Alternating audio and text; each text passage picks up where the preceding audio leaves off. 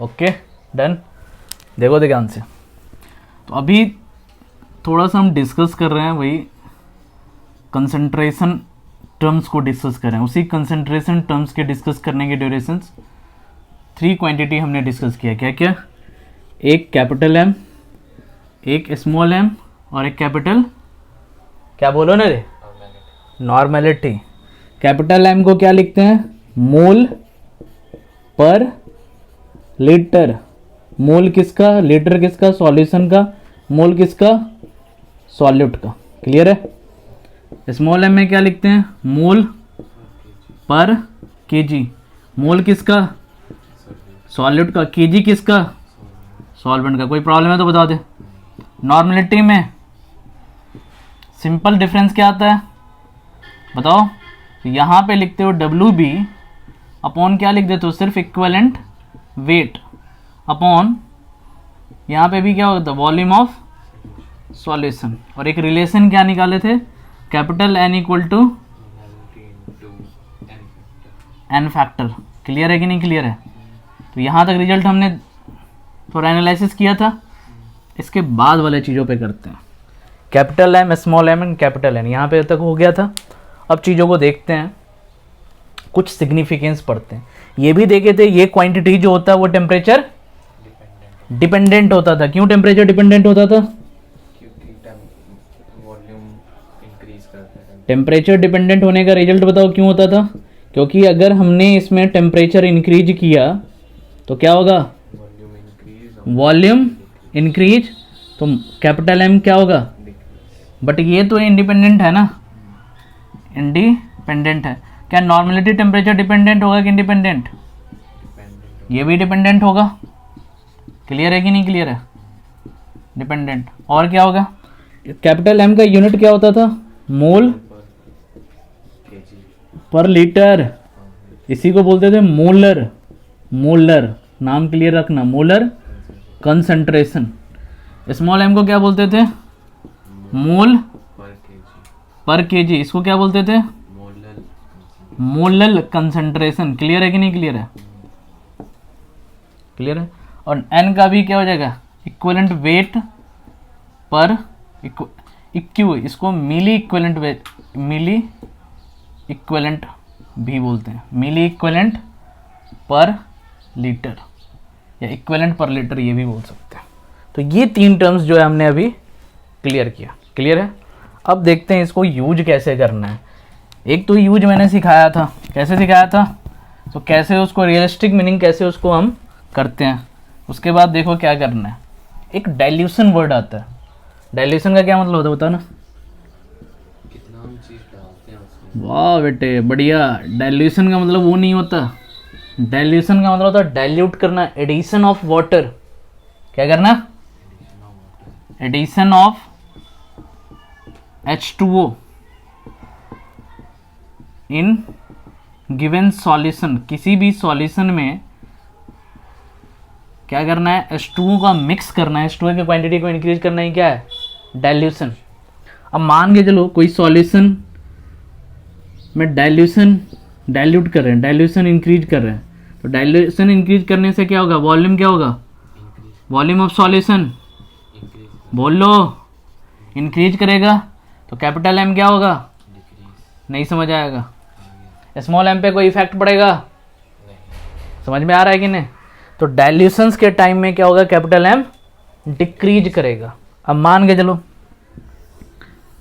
एक सॉल्यूशन दिया हुआ है, सॉल्यूशन 0,1। तो इस सॉल्यूशन में इसका नंबर ऑफ M1 क्या निकाल रहा है? Number of moles per litre. इसका M1 और इसका वॉल्यूम कितना है? V1 है। एक दूसरा सॉल्यूशन लिया, ये भी सॉल्यूशन क्या है? सेम 0,1 ही है। दोनों सॉल्यूशन, ये भी सॉल्यूशन HCl का ही था, ये भी सॉल्यूशन HCl का था। ये हमने t = 30 सेकेंड पे लिया। अब इसमें हमने क्या किया? थोड़ा सा आफ्टर एडिशन ऑफ क्या कर दिया? H2O। तो एडिशन ऑफ H2O कौन सा केस बनेगा? डाइल्यूशंस का। जैसे ही डाइल्यूट करेंगे तो V1 चेंज हो जाएगा किससे? V2 से। लेकिन एक चीज़ तो है ना, V2 ग्रेटर हो जाएगा किससे? नहीं क्लियर है? V2 किससे ग्रेटर हो जाएगा, V1 से। अब नंबर ऑफ मोल्स जो होगा वो तो ऑलरेडी हमारा क्या है, सेम ही है ना। हम किसको चेंज कर रहे हैं, सॉल्वेंट को चेंज कर रहे हैं। डाइल्यूशन से किसको चेंज कर रहे हैं, सॉल्वेंट को इंक्रीज किया हमने। सॉल्वेंट के इंक्रीज करने से सॉलिड पे कोई इफेक्ट पड़ रहा है क्या, सॉलिड पे नहीं पड़ रहा है।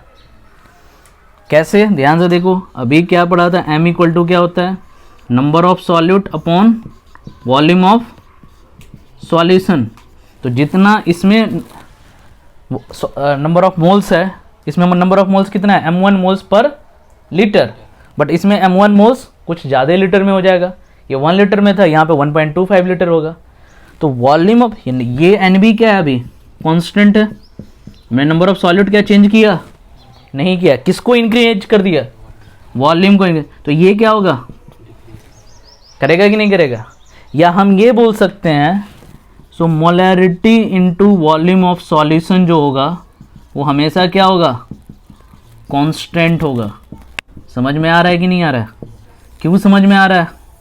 सो m जो होगा, m को इंक्रीज डिक्रीज किया तो वॉल्यूम ऑफ सॉल्यूशन क्या होगा, इंक्रीज हो गया। ये इन्वर्सली प्रोपोर्शनल है कि नहीं है।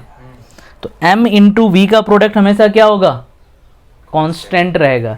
यानी कि एक फॉर्मूला जो आता है, मान के चलो V2 के क्रॉसपोंडिंग इधर M2 आ जाएगा, तो हम पढ़ते हैं M1 V1 इक्वल टू, ये कब लगाओगे, जब कांस्टेंट हो, हाँ जब हमारी, अबे डाइल्यूशन जब करोगे तब लगाओगे। ये सिर्फ हम कब लगाएंगे, जब डाइल्यूशंस करेंगे। किसको, सॉल्यूशंस को। सॉल्यूशन में एक्स्ट्रा सॉल्वेंट ऐड कर रहे हैं, तो जब डाइल्यूशंस कर रहे हैं तो हम क्या फॉर्मूला लगाएंगे, M1 V1 इक्वल टू, यानी कि नंबर ऑफ मोल्स जितना इधर था इतना ही नंबर ऑफ मोल्स रहेगा। लेकिन M1 इंक्रीज किया तो V1 डिक्रीज कर जाएगा, M2 डिक्रीज किया तो V2 इंक्रीज कर जाएगा। तो ऑल ओवर इफेक्ट कांस्टेंट ही रहेगा ना नंबर ऑफ मोल्स, क्योंकि सॉलिड को तो हम चेंज कर ही नहीं रहे हैं। तो एडिशन ऑफ डाइल्यूशन। तो कोई पूछेगा M1 V1 equal to M2 V2 का क्या मतलब हुआ, क्या M1 V1 लिख सकते हो, small m1 V1 equal to small m2 V2, ये लिख सकते हैं। क्यों नहीं लिख सकते हैं, क्योंकि वॉल्यूम तो इफेक्ट, स्मॉल m में वॉल्यूम का टर्म आता ही नहीं है, तो ये वाला फॉर्मूला हम नहीं लिख सकते हैं। ऑलवेज क्या लिखेंगे, M1 V1 equal to M2 V2। तो पहला फॉर्मूला का रियलिस्टिक मीनिंग समझ में आया, M1 V1 equal to M2 V2 कब लिखेंगे, क्लियर है, ठीक है। दूसरा आप देखते हैं इसके टर्म्स को कैसे हम रिलेट करते हैं। दूसरा फॉर्मूला, तो पहला फॉर्मूला क्या आएगा, M1, क्या N1 V1 equal to N2 V2 लिख सकते हैं, समझ में आ रहा ना। तो क्लियर क्या हुआ, सो M1 V1 equal to M2 V2 लिख सकते हैं। M1 V1 equal to M2 V2 नहीं लिख सकते हैं। N1 V1 equal to N2 V2 लिख सकते हैं। ये कब लिखेंगे, डाइल्यूशन। डाइल्यूशन होता है क्या है, एडिशन ऑफ H2O। H2O होता है क्या है, सॉल्वेंट होता है। सॉलिड को हमने डिस्टर्ब नहीं किया। अब ध्यान से देखो, एक और फॉर्मूला बनता है। मान के चलो कोई सॉल्यूशन 0,1 दिया हुआ, सॉल्यूशन 0,1 ऑफ HCl दिया हुआ, तो मान के चलो इसका कुछ ना कुछ M1 होगा, कुछ ना कुछ V1 होगा। M1 क्या, M1 कौन सा पैरामीटर है, M1 जस्ट कंसंट्रेशन बताएगा। कंसंट्रेशन क्या होता है, किसी भी सॉलिड का कितना चीज मोल्स डिजॉल्व है। तो कंसंट्रेशन टर्म्स में कौन कौन सा आएगा, molarity, normality, moles, mole fraction, ये सारे क्या है, कंसंट्रेशन टर्म्स है, कंसंट्रेशन टर्म्स है। तो M1 V1। अब दूसरा सॉल्यूशन ले लेते हैं। ये सॉल्यूशन ऑफ, सपोज दैट ये भी HCl है, इसका दे रखा है M2 V2, दोनों को हमने मिक्स कर दिया, तो इससे क्या हो गया, एक नया सॉल्यूशन बन जाएगा।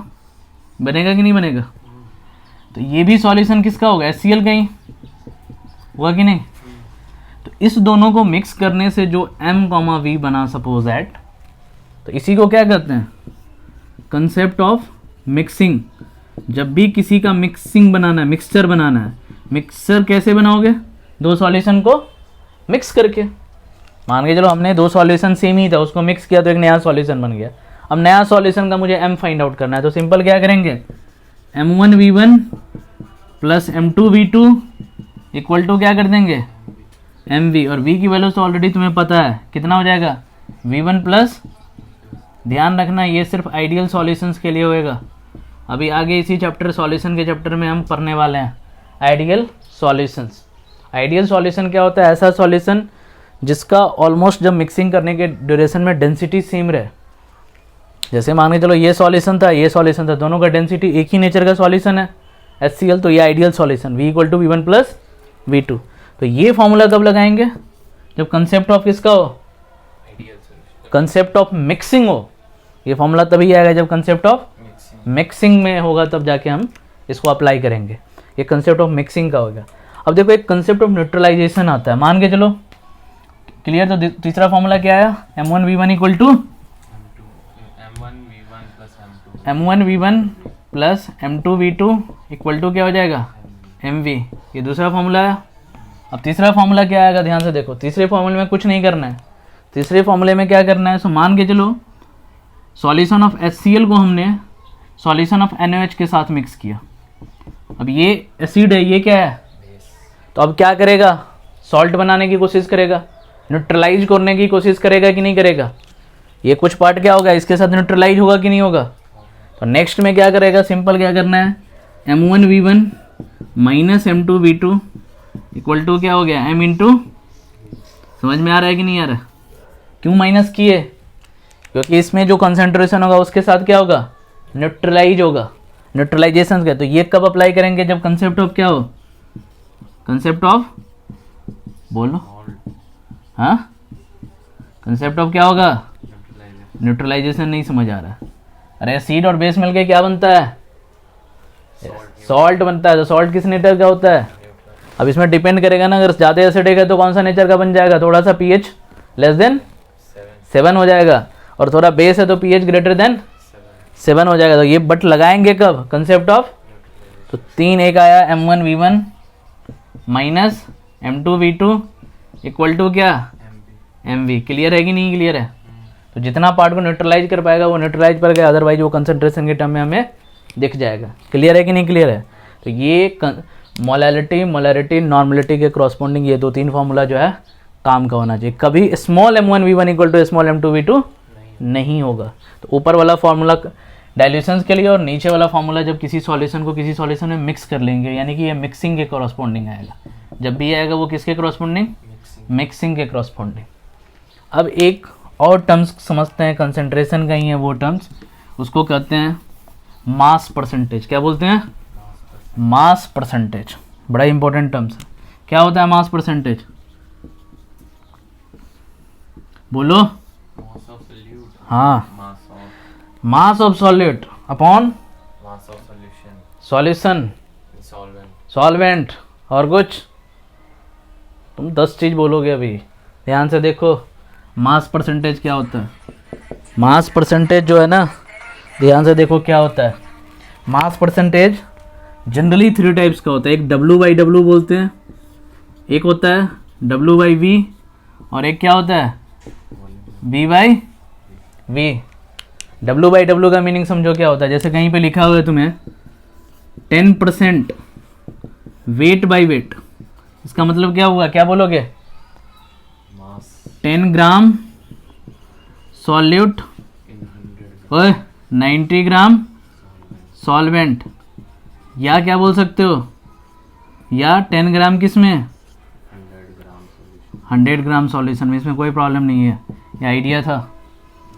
जब वेट बाई वॉल्यूम पढ़ते हो, जैसे कहीं पे लिखा हुआ है 10% वेट बाई वॉल्यूम, इसका क्या मतलब हुआ? 10 gram in 100 ml 10 gram in ml क्या? solution, या क्या लिख सकते हो? 10 gram in 90 ml solvent, 90 ml solvent, solvent. Clear है? ये तो लिख सकते हो, ये नहीं लिख सकते हो गधे।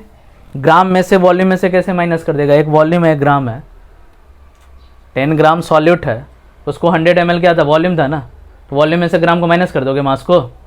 तो तू क्या बोल रहा था? 90 gram solvent, 90 ml solvent. 90 ml solvent नहीं होगा, 10 ग्राम इन क्या होगा? 100 ml, तो वेट बाई वॉल्यूम में ध्यान रखना, solid with respect to, so अरे ये किसका अमाउंट दिया हुआ है? सॉल्यूट विद रिस्पेक्ट टू क्या है ये रिजल्ट? solution नहीं समझ आ रहा है। आ गया, सॉलिड विद रिस्पेक्ट टू क्या है? solution तो ये याद रखना, ये भूलना मत, ये तो 90 ग्राम ml कर देना। ग्राम में से कहीं मास का यूनिट में से हम वॉल्यूम के यूनिट को माइनस कर सकते हैं? नहीं। तो फिर अच्छा, वॉल्यूम बाई वॉल्यूम को क्या बोलोगे?